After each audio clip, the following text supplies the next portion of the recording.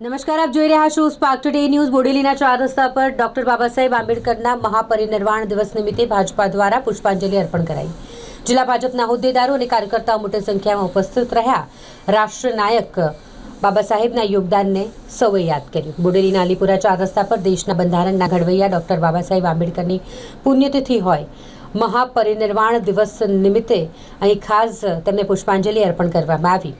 આ દરમિયાન તેની પછી બોડેલી ભક્ત સમાજની વાડી ખાતે એક કાર્યક્રમ યોજાયો, જેમાં બાબા સાહેબના વિચારો, તેમના દ્વારા સમાજમાં લાવવામાં આવેલ પરિવર્તન અને ભારતીય બંધારણની રચનામાં આપેલા યોગદાન અંગે વિસ્તૃતપણે વક્તવ્ય દ્વારા ઉપસ્થિત હોદ્દેદારોએ યાદગાર સંદેશ આપ્યો। 6 ડિસેમ્બર ડોક્ટર બાબા સાહેબ આંબેડકરના પુણ્યતિથિ પરિનિર્વાણ દિન નિમિત્તે છોટાઉદેપુર જિલ્લા ભાજપ અને છોટાઉદેપુર અનુસૂચિત જાતિ મોરચા દ્વારા ડૉક્ટર બાબા સાહેબ આંબેડકરના પ્રતિમાને ફૂલહાર અર્પણ કરવામાં આવ્યા।